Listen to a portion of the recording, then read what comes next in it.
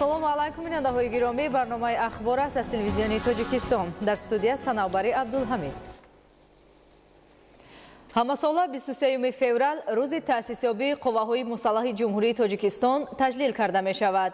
дар шаҳри Душанбе омодагӣ ба таҷлили рӯзи қувваҳои мусаллаҳи ҷумҳурии Тоҷикистон дар сатҳи зарурӣ бароҳ монда шудааст, вале дар дигар шаҳру ноҳияҳои наздик ба пойтахт ҳолат дигаргун аст. мавзӯъро Самандар Искандарзода пайгирӣ кардааст.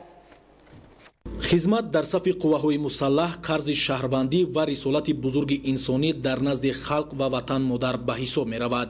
тарғиби хизмат дар сафи артиши миллӣ кори сохторҳои дахлдор аз ҷумла мақомоти иҷроияи ҳокимияти давлатии шаҳру ноҳияҳои мамлакат ва комиссариятҳои ҳарбӣ мебошад. ҳамасола 23 феврал рӯзи таъсисёбии қувваҳои мусаллаҳи ҷумҳурии Тоҷикистон, кишваре ки тоза истиқлол асту артиши ҷавону рӯ ба рушд дорад, таҷлил мегардад. барои тарғиби ин рӯз ва муҳимияти хизмат дар сафи қувваҳои мусаллаҳ тавре гуфта шуд, сохторҳои дахлдор аз ҷумла мақомоти иҷроияи маҳаллии ҳокимияти давлатии шаҳру ноҳияҳои мамлакат ва комиссариятҳои ҳарбӣ масъул мебошанд. дар шаҳри Душанбе, пойтахти мамлакат, корҳои омодагӣ ба таҷлили ин санаи муҳим дар таърихи давлатдорӣ дар сатҳи баланд идома доранд ва шаҳр ба истиқболи ҷашни родмардони ватан омода карда мешавад. дар кӯчаю хиёбонҳои пойтахт аллакай шиору овезаҳои тарғибгари хизмат ба ватан ва санаи таъсисёбии қувваҳои мусаллаҳ насб гардидаву корҳо дар ин самт дар сатҳи баланд идома доранд. гурӯҳи эҷодии мо ҳолати воқеии рафти омодагиҳои мақомоти иҷроияи маҳаллии ҳокимияти давлатии ноҳияҳои рӯдакӣ, варзоб, шаҳри нав, файзобод, шаҳрҳои ҳисор, турсунзода ва ваҳдатро ба санаи таъсисёбии қувваҳои мусаллаҳи ҷумҳурии Тоҷикистон рӯи навор оварданд. тавре аён гардид, дар шаҳру ноҳияҳои мазкур, ки дар масофаи наздик ба пойтахти мамлакат шаҳри Душанбе қарор доранд, омодагӣ ба ин санаи фархунда ба чашм намерасад. гӯё масъулини ин шаҳру ноҳияҳо дар бораи таҷлили санаи таъсисёбии қувваҳои мусаллаҳи ҷумҳурии Тоҷикистон маълумот надоранд. дар ин шаҳру ноҳияҳо дар хусуси мавҷудияти санаи таъсисёбии қувваҳои мусаллаҳи ҷумҳурии Тоҷикистон ва тарғиби хизмат дар сафи артиши миллӣ хабаре нест.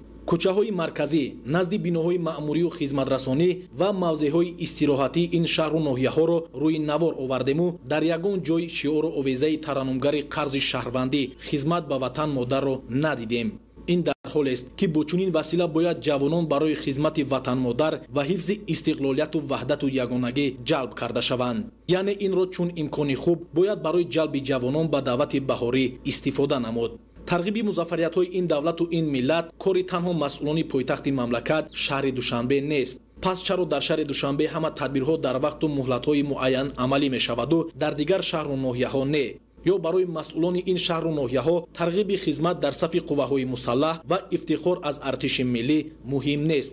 агар муносибат ҳамин гуна аст, пас чӣ тавр мо гуфта метавонем ки дар ҳар шаҳру ноҳияи мо насли ватандӯсту хештаншинос ба камол мерасад?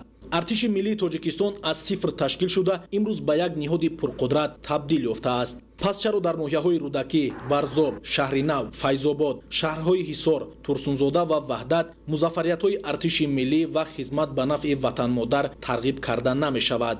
ва ё мақомоти иҷроияи ин шаҳру ноҳияҳо инро сарсонӣ беҳуда медонанд? вобаста ба ин, ба иттилои масъулини мақомоти иҷроияи маҳаллии ҳокимияти давлатии шаҳру ноҳияҳои Турсунзода, ҳисор, шаҳри нав, ваҳдат, рӯдакӣ, файзобод ва варзоб расонида мешавад ки санаи 23 феврал солгарди навбатии таъсисёбии рӯзи қувваҳои мусаллаҳ таҷлил карда мешавад. насби шиору овезаҳои тарғиботӣ ва анҷоми дигар корҳои омодагӣ ба ифтихори рӯзи таъсисёбии қувваҳои мусаллаҳи ҷумҳурии Тоҷикистон чунин бошад, пас дар пеш чанд ҷашни дигар асту омодагӣ аз ин бештарро тақозо менамояд. мо ин мавзӯъро мин баъд низ пайгирӣ менамоем.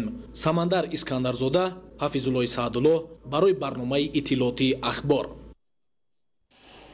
бо сабаби барфрезии чанд рӯзи охир ва пайдарпай фаромадани тармаҳо, ҳаракати ҳама намуди воситаҳои нақлиёт аз километри 47-уми роҳи автомобилгарди Душанбе-Чаноғ ба самти Хуҷанд ва аз километри 81-уми ҷониби Душанбе муваққатан манъ карда шуда буд. чанд лаҳза пеш баъди тараф намудани тармаҳо дар ин масир ҳаракати нақлиёти сабукрав аз ҷониби шаҳри Хуҷанд ба шаҳри Душанбе таъмин карда шуд. гузориши ҳамкорони мо аз ҳолати имрӯзаи роҳ. یادآور می‌شویم که داوم 3 روز اخیر با سبب برفریزی شدید و پای در پای فرآمدن ترمه‌ها در اساس مقررات فرمایش یکجایی وزارت‌های کارهای داخلی و نقلیات مملکت حرکت همه نمود واسطه‌های نقلیات از کیلومتر 47 راه اتومبیلگرد دوشنبه چناق به سمت خوجند و از کیلومتر 81 جانب دوشنبه موقتا منع کرده شده بود. داوم این روزها کارمندان فیلیال شرکت سهامی اینوویتیو رود سولوشنز LTD با استفاده از تکنیک و مکانیزم‌های پراقتدار راه را از برف و ترمه تازه و با مواد ضد لغزش کار کرد نمودند و امروز در نتیجه زحمت شبانه روزی آنها با حرکت واسطه‌های نقلیات سبکرو از سمت شهر خوجند به شهر دوشنبه اجازه داده شد. مسئولان شرکت میگویند در این روزها برفریزی شدید و ترمه‌فرایی اساساً در کیلومترهای 48-81 که قطعه آسیب‌پذیر راه دوشنبه چناق ارزیابی می‌شوند بیشتر بود. با گفته آنها داوم این روزها در این قسمت راه تنها بیش از 100 ترمه خرد و کلان برطرف کرده شد. برای هر چه زودتر تامین نمودن حرکت تمامی واسطه‌های نقلیات در این مسیر کارمندان شرکت از تمام امکانیت‌های موجوده وسیع استفاده می‌برند.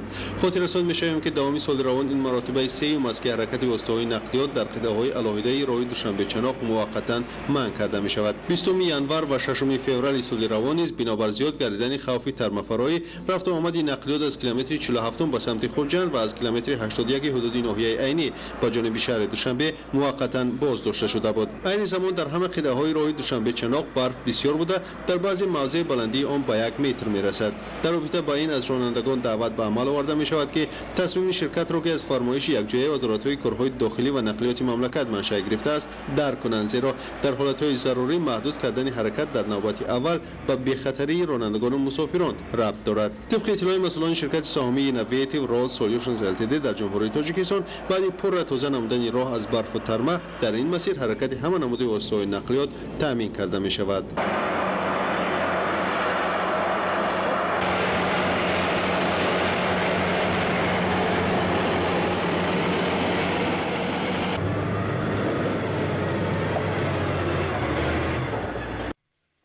در پیام پرزیدنت جمهوری تاجیکستان به مجلس عالی صنعت کنونی مملکت هدف 4 ملی اعلان گردیده است با مقصد کارکرد اشیای خام یعنی نخ پخته تا حد نهایی در جمعیت دارای مسئولیت محدود اتحادیه استحصالی نساجی تاجیک 24 عدد دستگاه و تجهیزات معاصر وصل و نصب کرده شد. گزارش عبدالوهاب عبدالستار.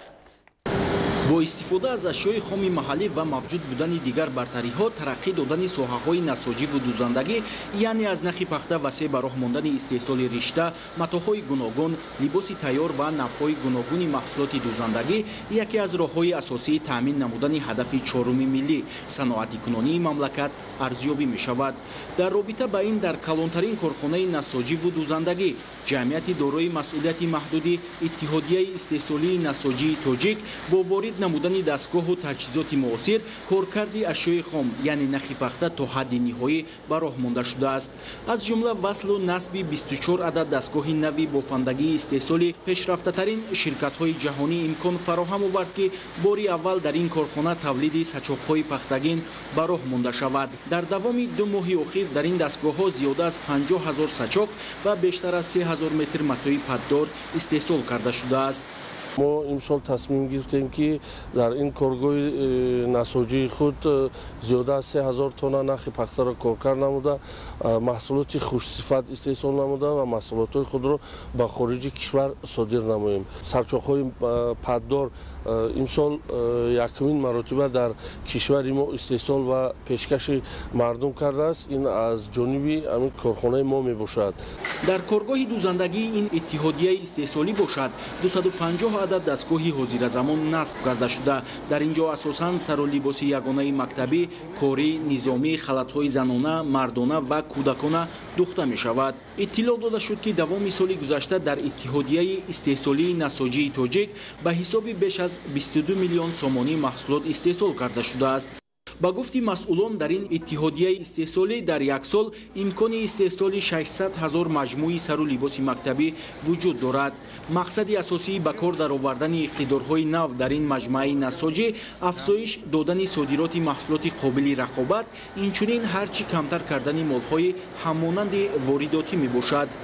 این سال ما تصمیم گرفتیم که استحصال سر و لباس مکتبی را با زیاده از 400,000 پر رسانیم. масъулони иттиҳодияи истеҳсолии насоҷии тоҷик мегӯянд, рушди саноати сабук аз ҷумла соҳаҳои бофандагиву дузандагӣ, яъне коркарди ниҳоии ашёи хом аз самтҳои афзалиятноку ояндадори иқтисоди миллӣ ба шумор рафта, ба роҳ мондани фаъолияти мунтазами чунин корхонаҳо боиси бо молҳои саноатӣ таъмин шудани талаботи аҳолӣ ва фароҳам омадани ҷойҳои нави корӣ мегардад. Давоми соли равон дар ҷамъияти дорои масъулияти маҳдуди иттиҳодияи истеҳсолии насоҷии тоҷик истеҳсоли матои бахмал низ ба роҳ монда мешавад.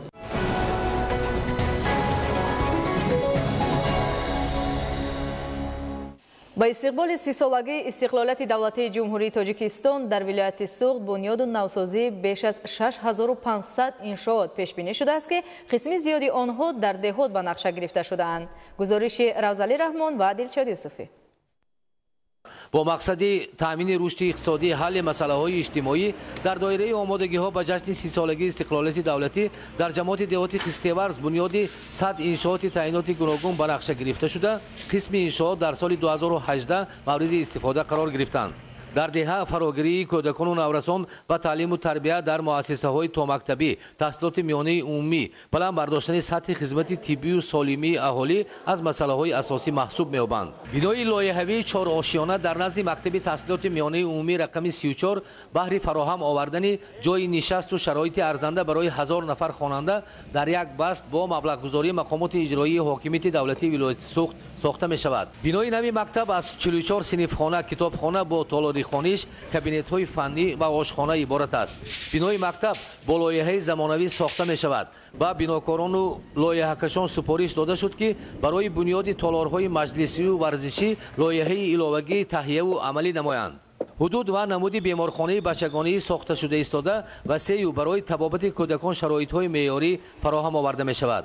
در ساختمان این مؤسسه طبابتی دهات کارها از روی جدول پیش می رود. در مرکز دهه بنیاد پایه 5 متری پرچم دولتی جمهوری تاجیکستان و گلگشت و خیابان آغاز گردیده. طبق لایحه این موضع به یک مکان زیبای و شکوفان رمز افتخار از صاحب استقلالی و شکوفه‌های آینده آباد تاجیکستان می گردد. جشن بزرگ دولتی 30 سالگی استقلالیت دولتی جمهوری تاجیکستان امکان می‌دهد که در 3 سال من بعد کارهای سازندگی و بنیادکاری وسعت بخشیده شده یک قدم جهش بزرگی به سوی ترقیات گذاشته شود. در همه ساختمان‌ها، در همه کارهای آبادانی اشتراک فعالانه جوانان را ما می‌بینیم که سهم خود را با سزا گذاشته ایستاده‌اند.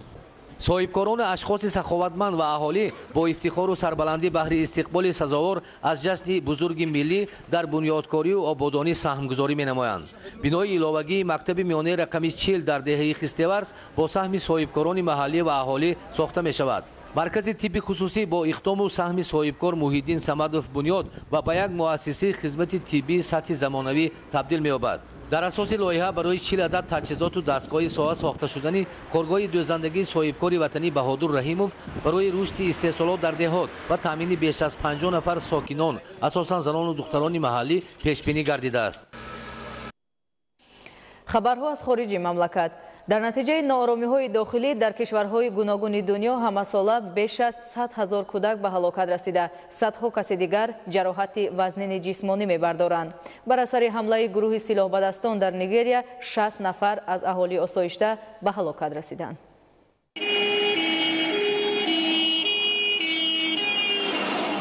تعداد هلاکشدگان بر اثر عمل مدهش تروریستی در هندوستان قریب به 50 نفر رسیده، دهها کس دیگر در بیمارخانه‌ها بستری کرده شدند. احتمال شماره هلاکشدگان افزایش یابد، زیرا طبیبان وضع سلامتی چند تن از زخمیان را وزنین ارزیابی می‌کنند. در قسم جنوبی شتات جموں و کشمیر هندوستان تروریست خودکش نقلیات با مواد ترکننده مجهز را هنگام گذشتن کاروان ماشین‌های نظامیان ترکانده است. عمل تروریستی در شاهراه شهر سرینگر، جموں و کشمیر انجام داده شده است. هنگام عمل تروریستی در داخل اتوبوس 44 خدمتچی حربی قرار داشتند. با 70 نقلیات قریب 2500 خدمتچی حربی به یک منطقه کوهی شتات کشمیر سفر داشتند. از روی معلومات کارمندان ساختارهای قدرتی، تروریست خودکش هنگام گذشتن کاروان ماشین‌های خدمتچیان حربی قریب 350 کیلو مواد ترکننده نوع تراتیل را ترکانده است. ҳамасола бар асари нооромиҳо ва низоъҳои дохилӣ дар кишварҳои гуногуни дунё беш аз 100 000 нафар кӯдакон ба ҳалокат мерасанд. Дар ин бора намояндагони ташкилоти кӯдаконро наҷот диҳед хабар доданд. Ба гуфтаи намояндагони ташкилоти мазкур аз соли 2013 то 2017 дар натиҷаи муноқишаҳои мусаллаҳона дар кишварҳои ноамни дунё аз ҷумла ҷумҳурии демократии Конго, Ироқ, Мали, Нигерия, Сомали, Судони Ҷанубӣ, Сурия ва Яман 870 000 нафар кӯдакони то 5 сола қурбон шуданд. бештари кӯдакони фавтида аз сабаби норасоии маводи ғизоӣ ва доруворӣ ҷон бохтанд. Дар кишварҳои мазкур аз сабаби қад нагардидани нооромиҳои дохилӣ, муассисаҳои таълимӣ ва беморхонаҳо қисман ва бархе аз он пурра хароб шуданд ки ин ҳолати пешомадаро боз ҳам мураккаб мекунад. мувофиқи маълумоти ташкилоти кӯдаконро наҷот диҳед, дар минтақаҳое ки задухурди мусаллаҳона миёни ҷонибҳои даргир идома доранд, қариб 420 миллион нафар кӯдакон зиндагӣ мекунанд. дар штати Кадунаи Нигерия силоҳбадасон ба 8 минтақаи аҳолинишин ҳамла карданд. Бар асари ҳодиса 66 сокини осоишта ҳалок шуда, даҳҳо каси дигар ҷароҳат бардоштанд. дар миёни ҳалокшудагон 22 нафар кӯдак ва 12 каси дигарашон зан мебошанд. аз рӯи маълумоти кормандони сохторҳои қудратӣ, гурӯҳҳои силоҳбадаст ҷониби одамон оташ кушода, манзилҳои истиқоматии сокинонро оташ зада, баъдан ба самти номаълум фирор карданд. хизматчиёни ҳарбии Нигерия барои боздошт ва безарар кардани силоҳбадасон амалиёти қатъӣ мегузаронанд. дар қисми ҷанубии Марокаш кормандони сохторҳои қудратӣ фаъолияти як гурӯҳи террористиро барҳам заданд. дар рафти амалиёт кормандони мақомоти полис 5 террористро дастгир карданд. зимни кофтукоп аз манзили истихоматии дастгиршудагон кормандони мақомоти полис дар ҳаҷми калон яроқ ва муҳимоти ҷангиро ёфт ва мусодира карданд. боздоштшудагон аз 21 то 36 сола мебошанд. тибқи иттилои кормандони сохторҳои дахлдор, узви гурӯҳи мазкур барои анҷом додани амалҳои террористӣ дар минтақаҳои гуногуни Марокаш омодагӣ медиданд. дар корхонаи истеҳсоли арматури шаҳри Аврораи штати Иллинойси Штатҳои Муттаҳидаи Америка тирпаронӣ ба амал омад. дар натиҷа 5 нафар корманди мақомоти полис ҷароҳат бардошт. сипас силоҳбадаст дар рафти гузарондани амалиёти махсуси кормандони сохторҳои қудратӣ дар маҳалли ҳодиса нобуд карда шуд. муайян карда шудааст ки ҷинояткор собиқ корманди ин корхона сокини 45-солаи штати мазкур буда 2 ҳафта қабл ӯро аз кор ихтисор карда буданд. дар қисми шарқии музофоти Фудзияни ҷумҳурии халқии Хитой як бинои истиқоматӣ хароб гардид. дар натиҷа беш аз 10 нафар сокин зери харобаҳои бино дармонданд. кормандони хадамоти наҷотдиҳӣ бо сипарӣ шудани чанд соат аз рух додани ҳодиса дар рафти амалиёти ҷустуҷӯии наҷотдиҳӣ 7 нафарро наҷот дода ба беморхона интиқол доданд. барои пайдо намудани 3 каси дигар ки дар зери харобаҳо қарор доранд, кормандони хадамоти наҷотдиҳӣ фаъолият мебаранд. сабабҳои хароб шудани бинои истиқоматӣ дар музофоти Фудзияни ҷумҳурии халқии Хитой муайян нест. дар қисми шимолии Перу боришот ва обхезӣ қатъ намегардад. давоми як ҳафтаи охир дар минтақаҳои қисми шимолии Перу дар натиҷаи обхезӣ ва фаромадани ярҷ 15 нафар ба ҳалокат расида, даҳҳо каси дигар ҷароҳат бардоштанд. дар натиҷаи боришот ва обхезӣ биноҳои истиқоматӣ ва бунгоҳҳои тиббӣ дар иҳотаи обхезӣ қарор доранд. ҳамчунин бар асари фаромадани ярҷ дар чанд минтақаи Перу ҳаракати нақлиёт ғайриимкон гардидааст. давоми як ҳафта мешавад ки сокинони қисми шимолии Перу аз норасоии оби нӯшокӣ ва маводи ғизоӣ танқисӣ мекашанд. кормандони хадамоти наҷотдиҳӣ сокинони зери хатари офати табиӣ қарор доштаро ба ҷойҳои бехавф мекушонанд. аз сабаби боришоти шадид сокинони минтақаҳои наздиккӯҳӣ маҷбур шуданд ки манзилҳои истиқоматиашонро тарк намоянд. кормандони хадамоти дахлдор барои нафароне ки аз обхезӣ бесарпаноҳ монданд қароргоҳҳои муваққатӣ таъсис медиҳанд. бо мақсади бартараф намудани оқибатҳои офати табиӣ кормандони хадамоти марбута сафарбар шудаанд. تعداد هلاک شدگان بر اثر بارشات و آبخیزی در مضافات مشونالند غربی زیمبابوه به 60 نفر رسید. در مضافات مذکور بارشات شدید سبب زیر آب ماندن دو کان طلا گردید. کارمندان خدمات داخلدار جسد دهها کوهکن را از داخل کان به بیرون برآوردند. تا کنون معین کرده نشده است که هنگام بارشات و آبخیزی در داخل کانها چند نقب کن قرار داشتند. کارمندان خدمات مربوطه برای پیدا کردن بینشان گشتگان فعالیت دارند.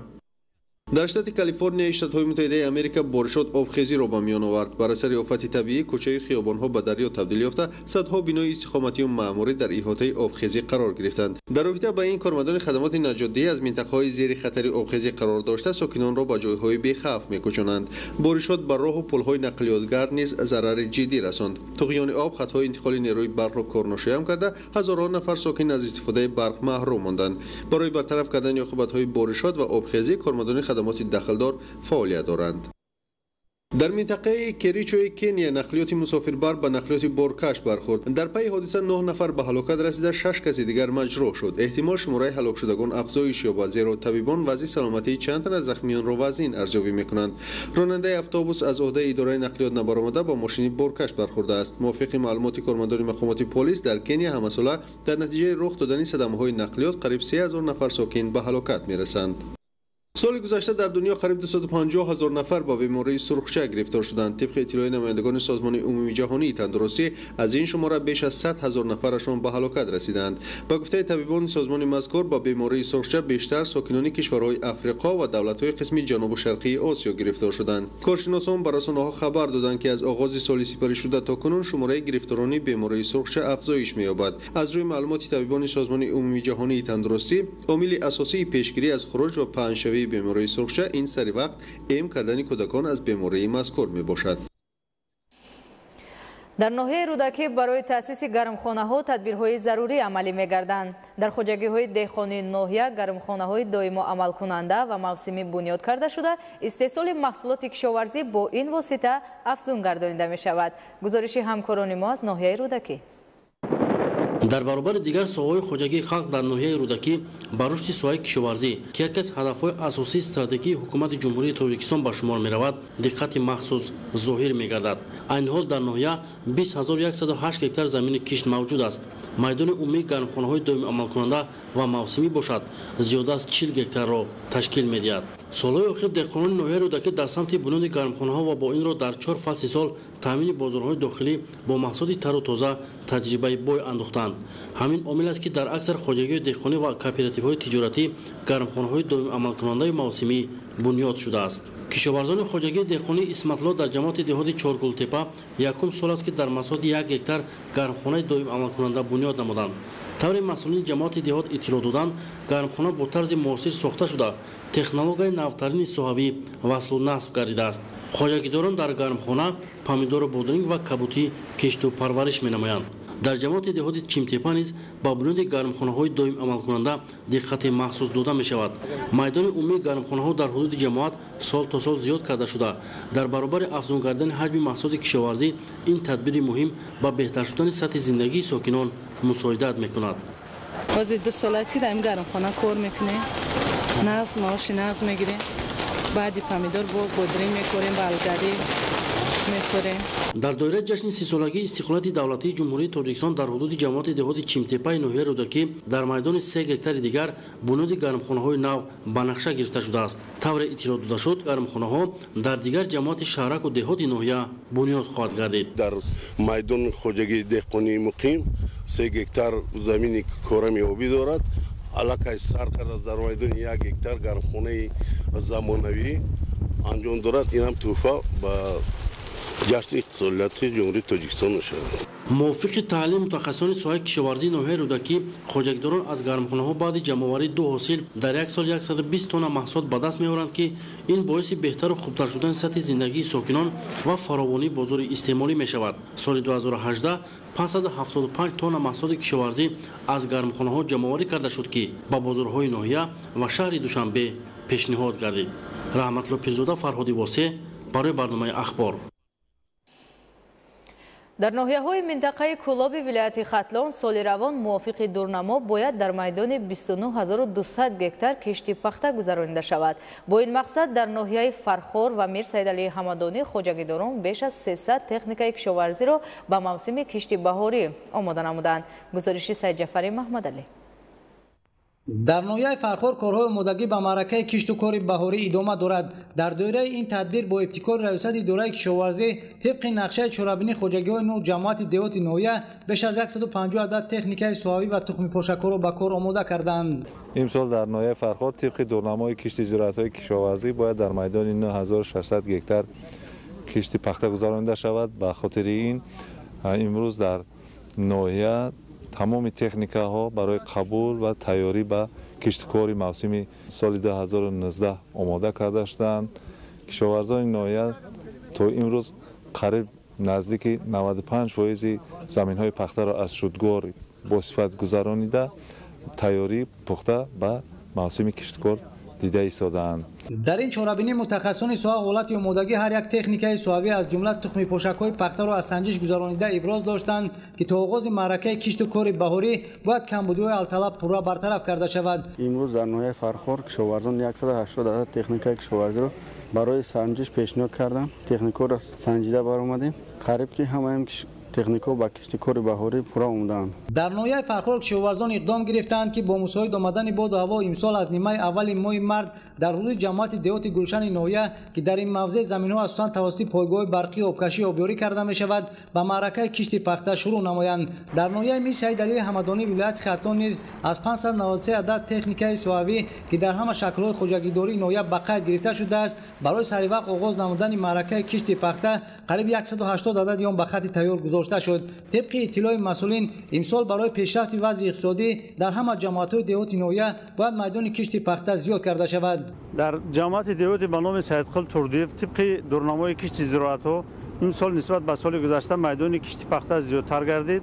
نیت داریم که در میدان 730 گکتار کشتی پخته را گذرانیم. امسال در ناحیه حمدانی موافق دورنما اهل زحمت نیت دارند که در میدان 5600 گکتار کشتی پخته گذرانند. برای وسعت چنین کارها آمادگی و هوسمندی اهل زحمت در این چاره‌بینی مکانیزاتوران پیشقدم با افتخارنامه‌های مقامات اجرا حکومت دولتی و ریاست دوره کشاورزی ناحیه قدرشناسی کرده شدند.